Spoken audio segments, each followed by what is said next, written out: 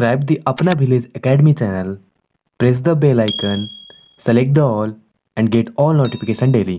Hello everyone, I am Rahul Verma और आज से हम शुरू करने वाले हैं क्लास 6 की साइंस वीडियो सीरीज, जहां पर हम साइंस के सभी चैप्टर्स को कवर करेंगे, जिसमें हम क्लास 6 से लेकर क्लास 12 तक के सभी चैप्टर्स को कवर करेंगे। तो आज हम शुरू करने वाले हैं क्लास 6 से, जहां पर हम क्लास 6 के फर्स्ट चैप्टर को देखेंगे और उससे जुड़े हुए जितने भी इम्पोर्टेंट पॉइंट्स हैं जिसे हमें पढ़ने की ज़रूरत है, क्योंकि बुक जो है सारी चीज़ विस्तार से उसमें दी हुई रहती है, लेकिन हमको उसमें से इम्पोर्टेंट पॉइंट्स को देखना रहता है जो हमारे काम के हो, जो हमारे एग्जाम्स के लिए इम्पोर्टेंट हो। इसके बाद हम इस चैप्टर से जुड़े हुए सभी महत्वपूर्ण ऑब्जेक्टिव या सब्जेक्टिव क्वेश्चन को कंप्लीट करेंगे, जो आपके नॉलेज और एग्जाम्स दोनों के लिए इम्पोर्टेंट होंगे। तो चलिए शुरू करते हैं। इस चैप्टर्स का नाम है food, where does it come from. भोजन यह कहाँ से आता है, कहाँ से प्राप्त होता है, कैसे मिलता है।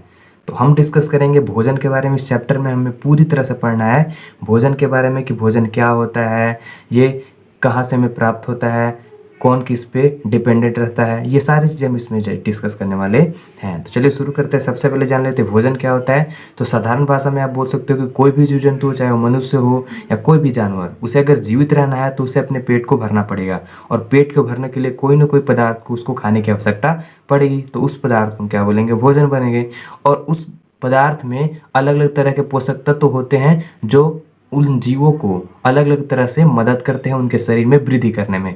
तो ऐसा कोई भी पदार्थ जो वसा, जल, कार्बोहाइड्रेट या प्रोटीन, ये सब क्या है, पोषक तत्व हैं जो अलग अलग तरह के भोजन में पाए जाते हैं, से बना हो या उसमें मौजूद हो, तथा जिसे जीव जगत द्वारा ग्रहण किया जा सके, भोजन कहलाता है। अगर इसकी इंग्लिश डेफिनेशन की बात करें तो food is a type of substance which contains essential nutrients. Essential nutrients का मतलब जरूरी पोषक तत्व, सच एज जैसे कि कार्बोहाइड्रेट, फैट्स, वसा, प्रोटीन, विटामिन और खनिज लवण, ये सारी चीज़ें जिसमें मौजूद हो उन्हें हम क्या बोल सकते हैं, एक भोजन बोल सकते हैं।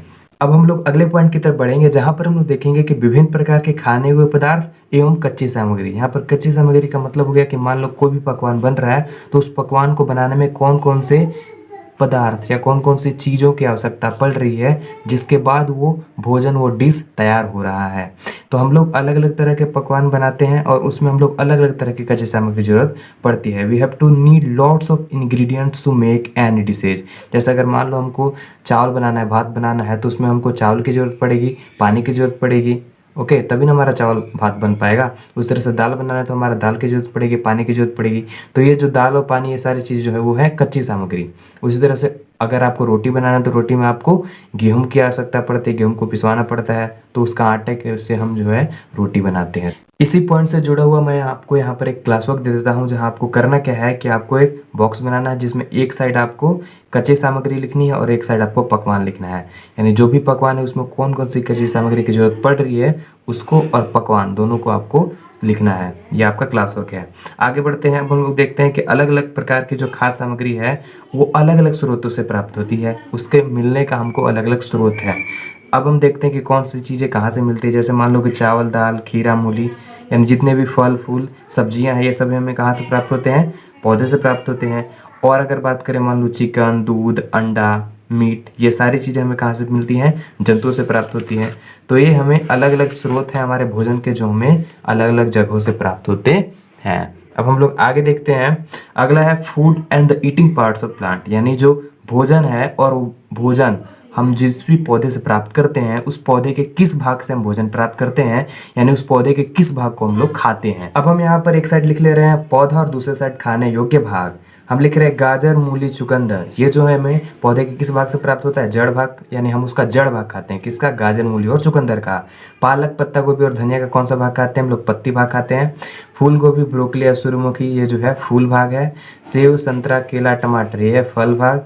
चावल, मक्का और गेहूं, ये सब है कौन सा भाग, बीज भाग। और प्याज, हल्दी, लहसुन, ये है तना भाग। तो ये थी हमारे कुछ फ्रूट्स और वेजिटेबल्स जो हमें अलग अलग, हम जिनके पार्ट्स को खाते हैं। अब हम लोग आगे बात कर लेते हैं कि आखिर जंतु क्या खाते हैं। ठीक है, अब जंतु जो है वो क्या खाते हैं। पौधे की बात करेंगे तो पौधे क्या खाते हैं, तो पौधे तो प्रकाश संश्लेषण की क्रिया करते हैं, जो हम आगे चैप्टर्स में पढ़ेंगे क्या होता है प्रकाश संश्लेषण की क्रिया, कैसे होती है। तो अब चलिए देखते हैं कि व्हाट इज एनिमल ईट, आखिर जीव जंतु क्या खाते हैं। तो जैसा कि आपको पता है कि जीव जंतु जो है वो अलग अलग तरह के भोजन को ग्रहण करते हैं, तो हम उन्हीं को अलग अलग तरह के भोजन करने के आधार पर इनको 3 कैटेगरी में बांटते हैं। पहला है हर्बीवोर, दूसरा है कार्निवोर और तीसरा है आपका ओमनिवोर। हर्बीवोर की बात करें जिसमें शाकाहारी आते हैं, यानी जो सिर्फ आपको साग सब्जी फल फूल खाते हैं। सेकेंड वाले कार्निवोर जिसमें जो जानवर सिर्फ मांस खाते हैं। थर्ड में जो दोनों कैटेगरी इसमें आते हैं, इसमें जीव जंतु ऐसे जो मांस भी खाते हैं और साथ साथ साग सब्जियां भी खाते हैं। तो ये था इस चैप्टर का इम्पोर्टेंट पॉइंट, इस चैप्टर से रिलेटेड सभी महत्वपूर्ण जानकारियां जो आपको पता होनी चाहिए थी। अब आगे जो है हम इससे रिलेटेड ऑब्जेक्टिव क्वेश्चन करेंगे, उसके बाद सब्जेक्टिव क्वेश्चन करेंगे। तो मिलते हैं नेक्स्ट वीडियो में अपने ऑब्जेक्टिव क्वेश्चन के साथ। आप इसको वीडियो को पॉज करके आप इसका जो है वो नोट्स बना सकते हैं, जिससे आपको आगे रिवीजन करने में मदद मिले। तो मिलते हैं नेक्स्ट वीडियो में। Till then be safe, be healthy.